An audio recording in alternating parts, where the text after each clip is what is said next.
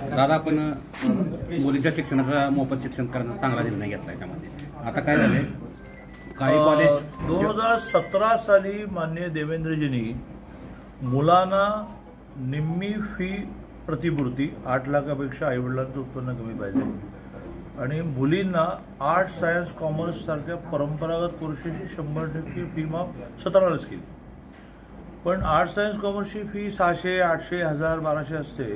त्यामुळे हवी होती 100% फी माफी मुलींची पॉलिटेक्निक, इंजिनिअरिंग, मेडिकलची. त्याच्या फीया 40,000, 80,000, 2 लाख अशा असतात. तो बरेच दिवस विषय पेंडिंग होता. मध्ये सरकार गेलं होतं. सरकार आल्यानंतर मात्र एक घटना घडली की एकनाथजींना एक परभणी जिल्ह्यातल्या मुलीने आत्महत्या केल्यानंतरची शेवटची चिठ्ठी मिळाली. त्यात तिने लिहिलं होतं की सरकार माझी निम्मी फी भरते, त्याबद्दल धन्यवाद, पण उरलेली निम्मी फी भरायला आईवडिलांकडे पैसे नसल्यामुळे गेले 4 दिवस 4 वेळा मला बाहेर काढलं आणि त्या अपमानाने मी आत्महत्या केली. रात्री 2 वाजता मला एकनाथजींचा फोन आला की उद्याच्या उद्या फाईल मूव्ह कर. त्यामुळे मी ती फाईल मूव्ह केली आणि त्यांच्या वाढदिवसादिवशी एकनाथजींच्या ती स्कीम घोषित केली. त्यामुळे आता 642 कोर्सेस कालपर्यंत होते. येत्या आठवड्याभरामध्ये आणखी नवीन 50 कोर्सेस जोडले जातील. अशा 692 कोर्सेसमध्ये शिकणाऱ्या मुलींना आईवडिलांचं उत्पन्न 8 लाखापेक्षा कमी असेल तर फी माफी आहे. डीम्ड युनिव्हर्सिटी संदर्भात काय निर्णय झाला? डीममध्ये 5 लाखाचं कॅपिंग आहे. 5 लाखापर्यंतची सगळी फी माफ. 5 लाखाच्या पुढची असेल तर आपण भरणार नाही. आणि स्वायत्त विद्यापीठं जी झाली त्यांना आम्ही कायदा केला की 10% मुलं त्यांनी 100% मुलगा मुलगी दोन्ही 100% फ्री शिकवली पाहिजेत. पण त्यातल्या उरलेल्या 90%ला आम्ही काही कॉन्ट्रीब्यूट करत नाही. आता याच्यामध्ये काही अडचणी येत आहेत की काही कॉलेजेस चालवणं अशक्य असतं म्हणून म्हणतात किंवा आता तुम्ही ॲडव्हान्समध्ये फी भरा. हे खरंच आहे की जे ॲडव्हान्स भरतात त्यांच्या अकाउंटला त्या मुलींच्या सप्टेंबर-ऑक्टोबरमध्ये RTGS येते. पण आम्ही संस्था चालकांना असं म्हटलं की अरे त्या मुलींकडे पैसे भरायला नाही आहेत म्हणून ती स्कीम आली. त्यामुळे तुम्हीच त्यांचं विदाऊट फी ॲडमिशन केलं पाहिजे आणि आम्ही तुम्हाला सप्टेंबरात देतो. मग SNDT सारख्या मोठ्या कॉलेजेसने असं म्हटलं की आमचं सगळं मुलींचंच आहे, 62,000 मुलींचं. तुम्ही जर 100% फी घेऊन म्हटलं तर आम्हाला 1 रुपयाही कॉलेज चालवायला मिळणार नाही. अशानं आता बँक लोनची व्यवस्था पण करून दिली की त्यांनी काही नवीन घाणवट न टाकता गव्हर्नमेंटच्या गॅरंटीवर त्यांना लोन मिळणार. फक्त आम्ही पाठवली स्कॉलरशिप त्या अकाउंटला जाणार म्हणजे लोन ऑफ होईल आणि 2-3 महिने जे पैसे वापराल त्याचं व्याज संस्थांनी भरायचं. तेही भविष्यामध्ये जसं जसं महाराष्ट्राची आर्थिक स्थिती बरी होते पुढच्या वर्षी व्याज सुद्धा सरकारने भरण्याचा निर्णय करू. पण मुलींकडून फी त्यांनी घ्यायची नाही. ती मुलगी म्हणाली की मला सप्टेंबरमध्ये माझ्या अकाउंटला येणार आहे, माझ्या आईबापांना काही कमी नाही, मी भरते बागवलं. पण विदाऊट रुपी तर त्याच्यामध्ये पुन्हा आणखीन फरक असा आहे की ट्युशन फी माफ केली आपण. कॉलेजची काही अदर फी असते, जिमखाना फी आणि डेव्हलपमेंट आहे, तर ती आपण माफ नाही केली. आणि ती माफ करणं हे आता तरी शक्य नाही. कारण ती मग एकदा कॉलेज वाईज ठरवून द्यायला लागेल. काही कॉलेजेसमध्ये मॅगझिनच्या नावाने 200 घेते, गॅदरिंगच्या नावाने 1000 घेते. विद्यापीठांना पण आग्रह झाला की एकदा सगळ्या कॉलेजेसना म्हणा की याची सुद्धा एक नॉर्म्स ठरवूया. भविष्यात त्याचा विचार करता येईल. पण आता ती भरायला लावली आणि ही माफ केली तरी मुली आरडाओरडा असं करतात की आमच्याकडून फी घेतात. ती फी घेत नाही आहे.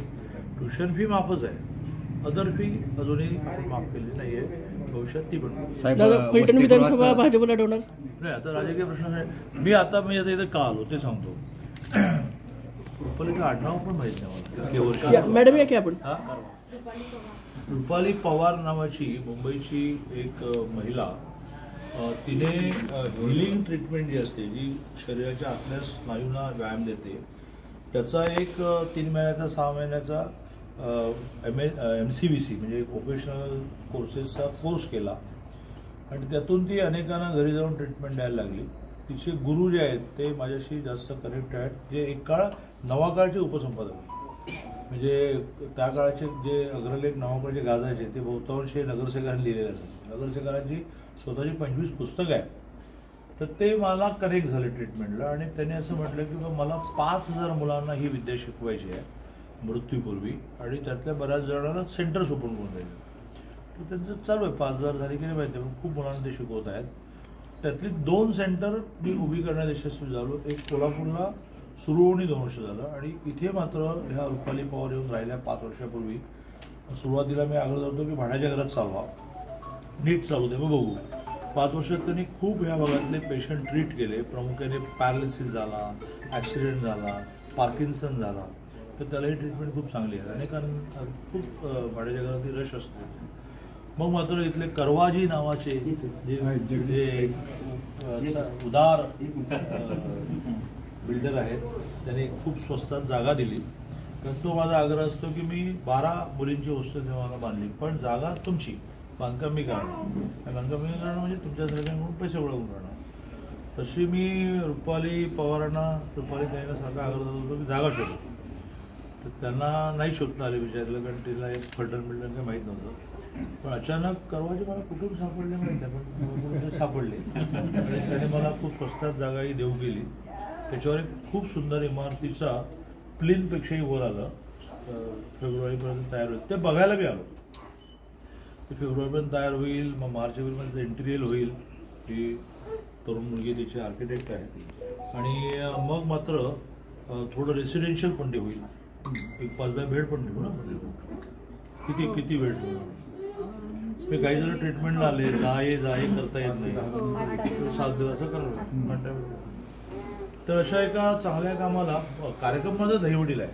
एका तरुणाने शेतकऱ्यांच्या खताचा एक चांगला ब्रँड डेव्हलप केला, इतका चांगला डेव्हलप केला की त्याचं ब्लॅक चालतं. त्याचा एक नवीन खताचा कारखाना सुरू होतोय, त्याच्या उजळणारी चालू आहे. वाटेत फलटणला थांबून जरा बघू म्हणून मी थांबलो. मग करवाजीने इतकं चांगलं सामाजिक काम केल्यामुळे त्यांच्या घरी पण भेट द्यायची होती. चल आता करवाजींच्या घरचा फोटो काढला.